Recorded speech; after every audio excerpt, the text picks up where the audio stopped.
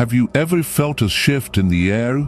A subtle change in how people treat you the moment you stand tall and refuse to be swayed? Picture this. You're living your life, making choices that feel true to you, when suddenly, those around you start acting differently.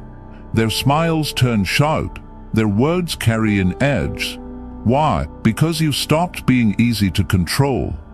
But here's the twist. What if I told you that when people can't bend you to their will, they don't just walk away? Oh no, they switch tactics, weaving a web of guilt trips, whispered rumors, and twisted words, all designed to make you question yourself.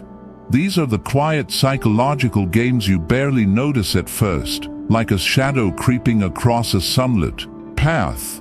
While you're out there chasing your dreams, they're working in the background, trying to pull you back into their orbit.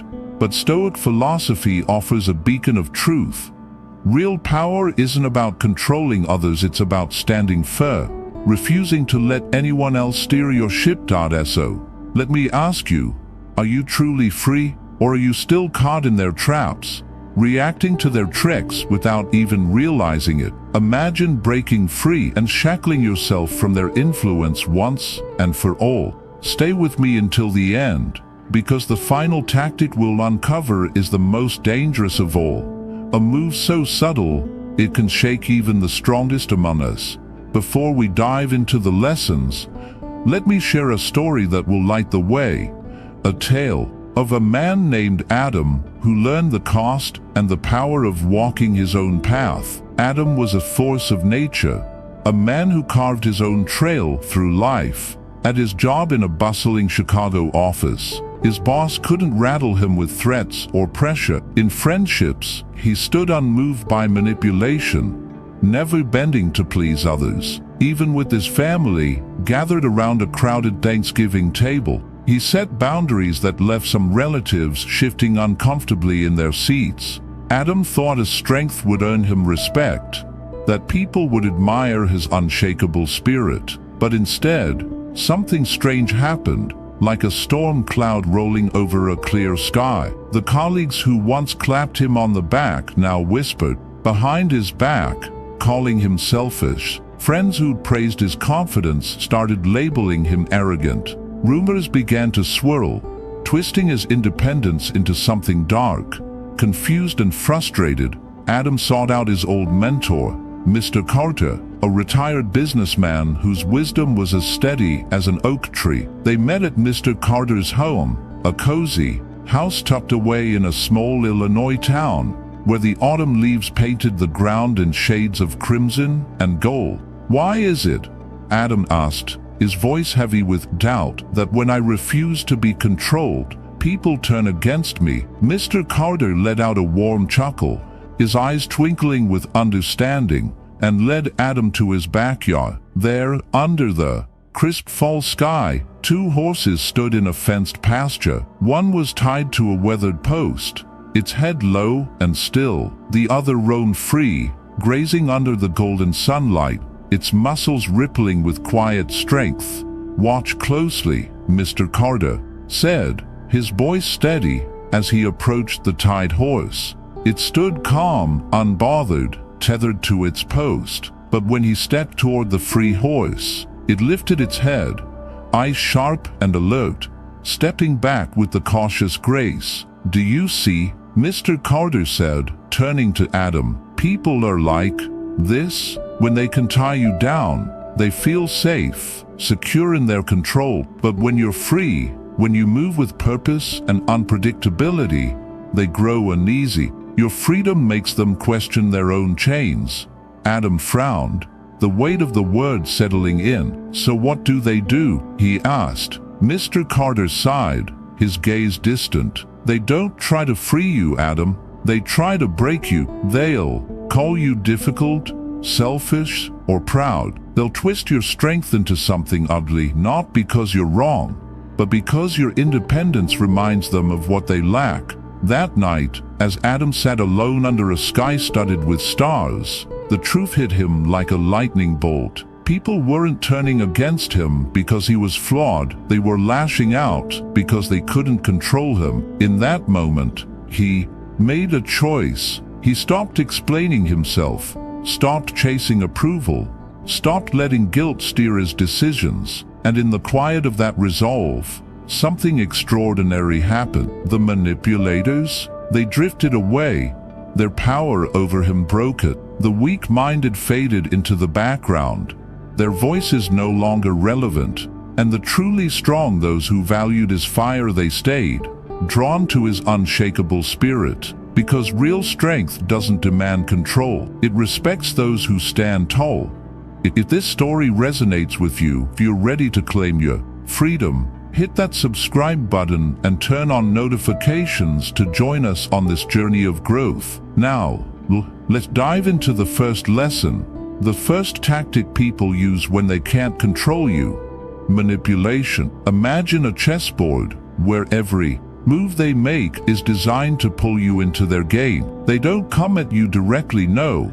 They're too clever for that.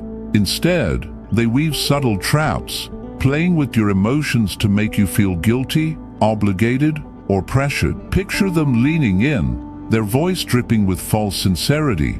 "After everything I've done for you, this is how you repay me." Or maybe they shower you with flattery, saying, "You're so talented, I'd be lost without you." If that doesn't work, they might stir up urgency or play the victim, anything to make you feel responsible for their feelings. It's not about respect, it's about keeping you under their thumb without you even noticing. But here's where Stoic wisdom lights the way. The ancient philosopher Lao Tzu once said, "He who controls others may be powerful, but he who has mastered himself is mightier still." That's the secret.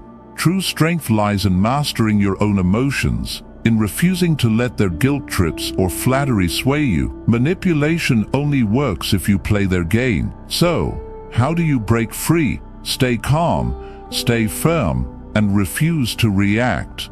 The moment you stop engaging, their power crumbles. Last time, we uncovered the subtle art of manipulation, those quiet traps people set to pull you back under their control when you dare to stand free. We learned that true power, as the Stoics teach, lies not in bending others to your will, but in mastering yourself. Now, step deeper into this journey, peeling back the layers of the tactics used against you when you refuse to be controlled. Imagine a battlefield where words are weapons, and the fight is for your peace of mind. Let's arm ourselves with wisdom and shine a light on how to rise above. The key to overcoming manipulation is self-mastery, a strength that burns brighter than any external control. Manipulators feed on your emotions, guilt, doubt, fear, like sparks that ignite their power. But what if you could douse those flames? The moment you see through their tactics and choose not to engage, their grip on you dissolves. Picture a chessboard under the glow of a single lamp. Each piece a calculated move designed to provoke you. They set traps, expecting you to stumble, hoping you'll react in a flurry of panic and play right into their hands. But here's the secret. What happens if you refuse to move? If you sit back, calm and unshaken, observing their strategy without flinching, they falter, their game crumbles. The best way to defeat manipulation isn't to outmaneuver them, it's to step away from the board entirely, leaving them to play alone. I'll never forget a moment when someone tried to pull me into their web. They asked for a favor I wasn't comfortable with, something that didn't sit right in my gut. When I politely declined, they let out a heavy sigh, their voice dripping with disappointment. "Wow," they said. "I thought we were closer than that."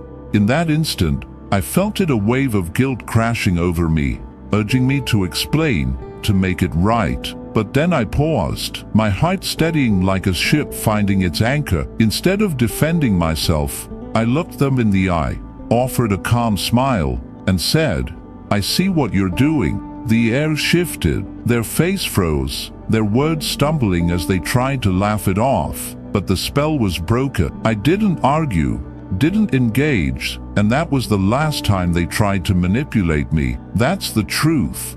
Once you name their game, its power vanishes like mist in the morning sun.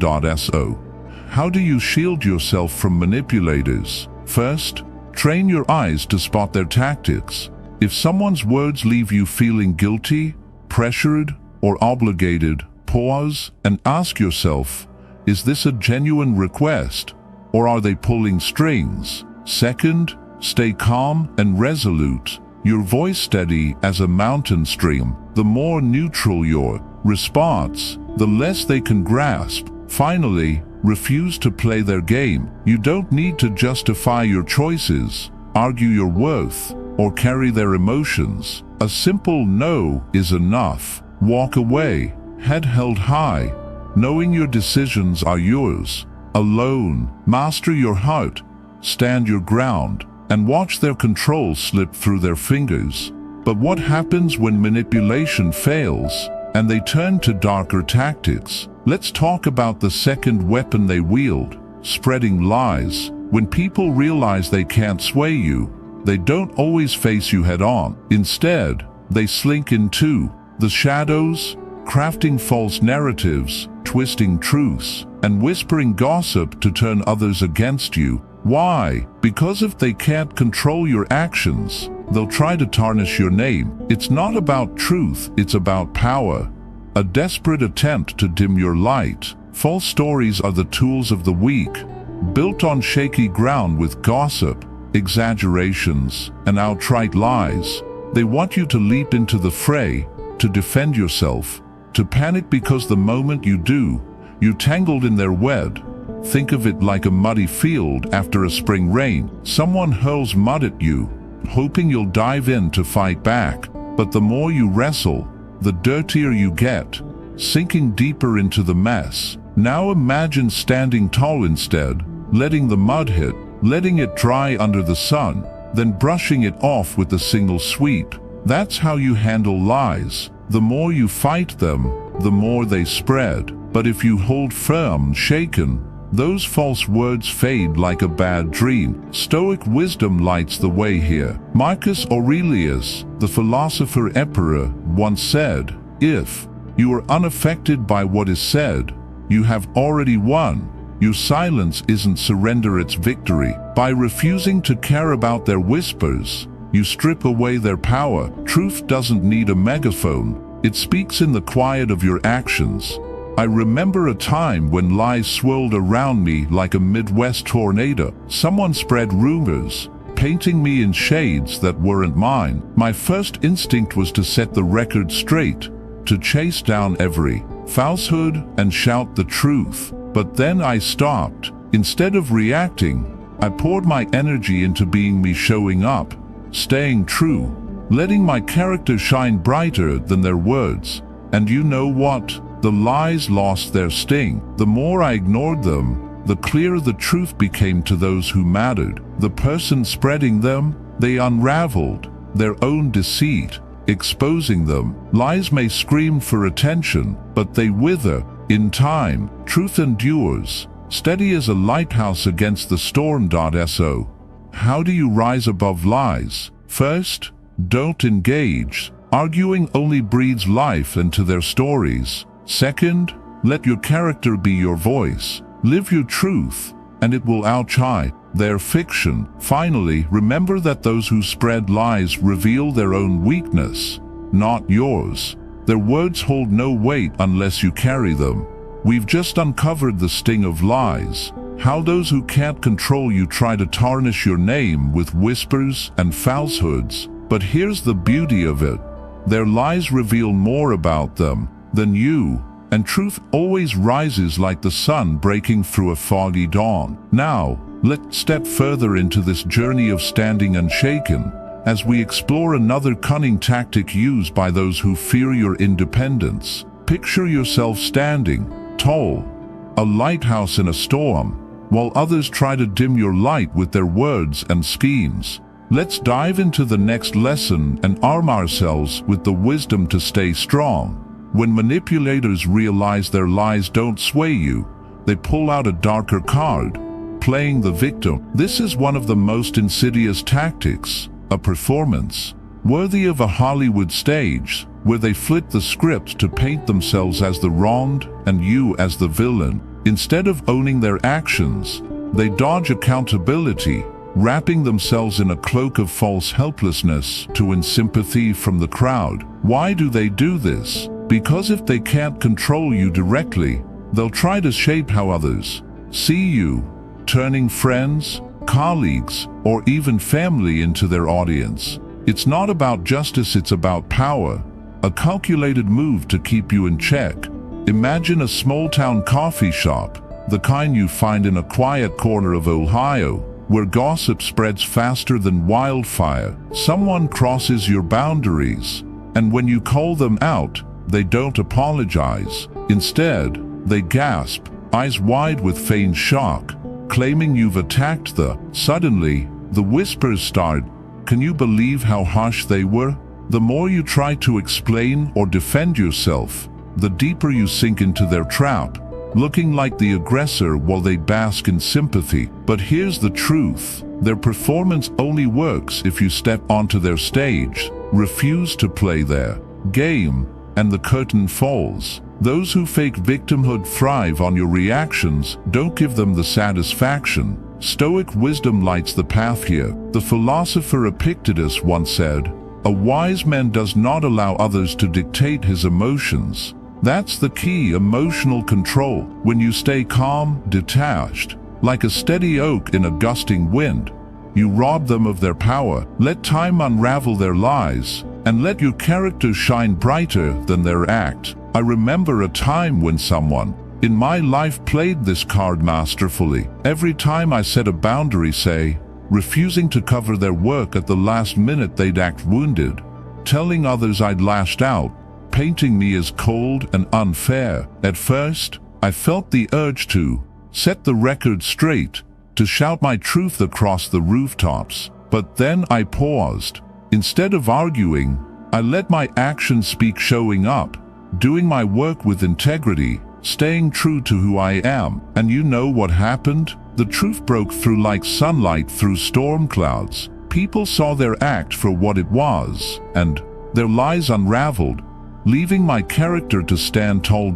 So, how do you rise above those who play the victim? First, don't engage. Arguing only fuels their narrative, making you the villain in their story. Second, let their actions expose them. The more they lean into lies, the clearer their deceit becomes to others. Finally, protect your energy like guarding a precious flame in a storm. You don't need to prove your worth. Truth has a way of surfacing, steady and unshakable. Manipulators wield victimhood like a weapon, but it's powerless without an audience. Stay calm, stay quiet, and let reality do the talking. In the end, their performance fades, but your strength endures. If this resonates with you, hit that like button and subscribe to join our journey of unshakable growth. Now, let's move to the next tactic, one even more calculated. What happens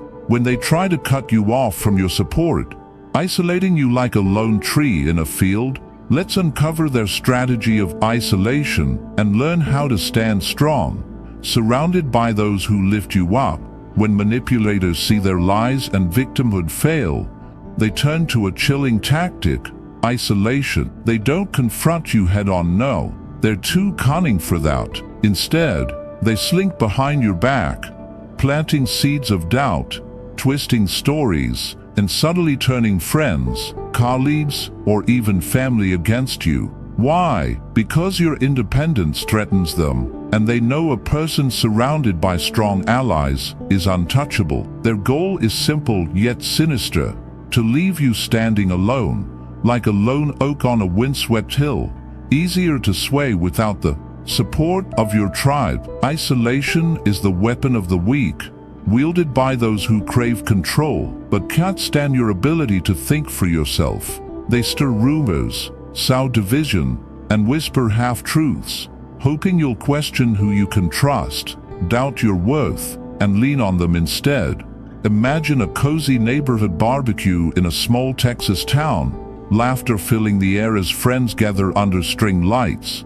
But one person lingers in the shadows, dropping subtle comments, and not sure you can really trust them. At first, it's just a whisper, barely noticeable. Then come the exaggerations, your words twisted like a game of telephone. Bill, tension ripples through your circle, their aim? To pull you away from those who lift you up, leaving you vulnerable. But here's the truth, you can outsmart them. Stoic philosopher Seneca once said, "Associate only with those who improve you, avoid those who would pull you down." That's the key. Surround yourself with people who strengthen your soul, who see through the lies and stand by your side. True allies remain, while those who waver were never meant to stay. I've once faced someone who tried this very tactic. It started small, with offhand remarks to mutual friends. "I don't know if they're as reliable as you think." Then came the distorted stories, my actions painted in shades of deceit. At first, frustration burned inside me, tempting me to confront them, to set every rumor straight. But then I realized, the more I fought, the more power I handed them. So, I shifted my focus. I poured energy into my true relationships, showing up for friends, staying honest in my work, letting my character roar louder than their whispers. And you know what? The truth broke through, like sunlight piercing a stormy sky. The people who mattered saw through the lies and stayed by my side, while those who believed the rumors drifted away, revealing they were never my people to begin with. Real connections don't crumble under someone else's schemes. So, how do you stand strong against isolation? First, stay calm. Reacting only fuels their fire. Second, nurture your true connections, like tending a garden in spring. The people who know your heart won't be fooled for long. Finally, let go of those who turn away. If someone is easily swayed against you, release them with grace. They weren't meant to walk your path. Those who fear your independence will try to isolate you, but they can't break a spirit rooted in strength. Stay connected, stay unshaken, and know that real relationships endure. Solid as stone against the winds of deceit.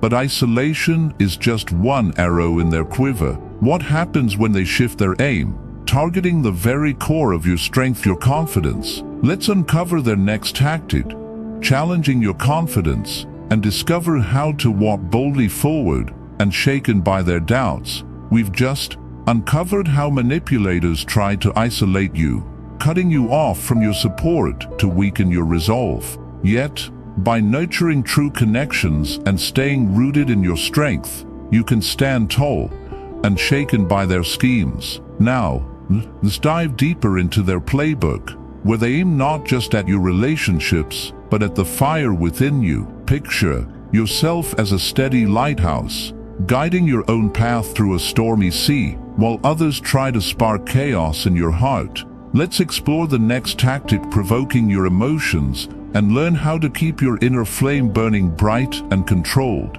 One of the oldest tricks in the manipulator's arsenal is to provoke you emotionally, to push your buttons until you lose your cool. When logic fails and manipulation falters, they turn to words designed to sting, to frustrate, to ignite your anger. Their goal isn't to win an argument, it's to make you unravel. Why? Because the moment you snap, they seize the upper hand, pointing and saying, "See, I told you they're unreasonable." Suddenly, you cast as the villain, while they slip away, cloaked in false victimhood. It's a calculated move, like a gust of wind fanning a small spark into a raging wildfire. Your emotions are the flame, and they're the wind, hoping to stoke your fire until it consumes you. But what happens when you refuse to feed the blaze? The fire dies, and their power fades with it. Imagine a heated moment at a bustling New York City cafe, where someone leans across the table, their words sharp as a winter wind. They mock your choices, twist your words, or drag up old mistakes, each jab meant to spark a reaction. You feel the heat rising, your heart pounding like a drum. But here's where Stoic wisdom lights the way. Marcus Aurelius, the philosopher emperor, once said, "The best revenge is not to be like your enemy.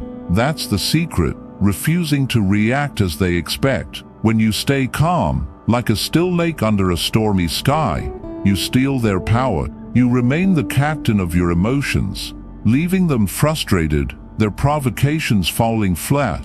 I'll never forget a time when someone tried to bait me into an argument. It was a tense afternoon, the kind where the air feels heavy with unspoken conflict. They hurled insults, exaggerated my actions, and dug up past mistakes, each word a match struck to ignite my anger. I could feel it building, a fire threatening to flare, but instead of snapping, I took a deep breath, my heart steadying like a ship finding calm waters. I looked at them, offered a quiet smile, and said, "Interesting perspective." Nothing more, no defense, no counterattack. Their face froze, their words stumbling as they realized their trap had failed. They were expecting a storm, but I gave them silence. That was the moment I understood. Staying calm isn't weakness, it's power, pure and unshakable.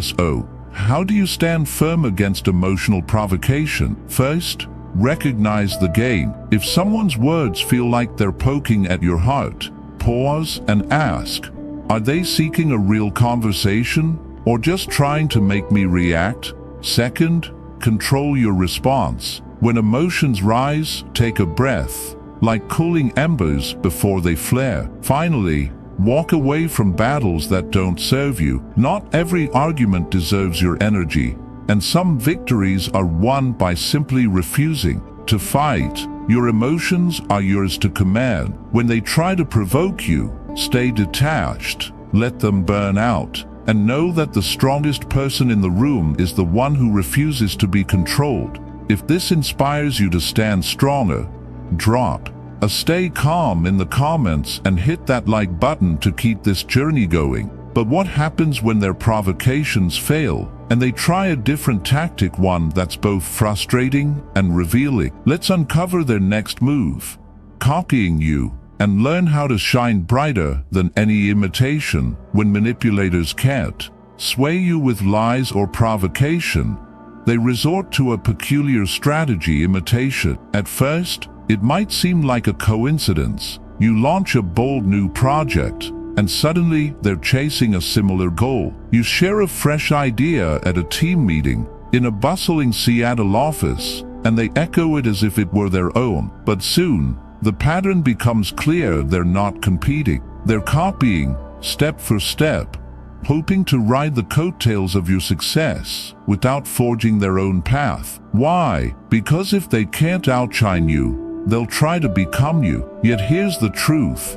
No matter how closely they mimic, they're always a step behind, like a shadow trailing the sun. Imitation may fool others for a moment, but it can never capture the spark of your authenticity. Think of it like a vibrant painting in a small-town art gallery. Your work glows with original colors, each stroke a piece of your soul. Someone might try to replicate it, copying every line, but they can't capture the heart behind it. Stoic philosopher Seneca once said, "Character, not imitation, defines a person. Your true value lies not in what you do, but in who you are, your mind, your experiences, your unique fire. No one can steal that essence, no matter how hard they try." I once knew someone who mirrored nearly everything I did. I'd take on a new challenge, say, starting a side hustle, and they'd suddenly dive into something similar. I'd share a creative idea, and they'd parrot it, claiming it as their own. At first, it stung, like watching someone try to steal my spotlight. But then I saw the truth. The more they copied, the clearer it became that they had no light of their own. One day, I shook things up, pivoting my approach entirely. They floundered, lost, because followers can't lead. That's when I realized imitation isn't a threat. It's proof you're ahead. Answer: how do you rise above copycats? First, don't waste energy worrying about them. Their imitation means they're already trailing in your dust. Second, keep evolving. Like a river carving new paths through a canyon, the more you grow, the harder it is for them to keep up. Finally, remember that imitation isn't flattery, it's a sign of their insecurity, a confession they lack the courage to be themselves. Copies may flicker briefly, but your originality burns forever. Keep leading, keep being you, and let the imitators scramble to catch up, because no one can dim the light that makes you unique.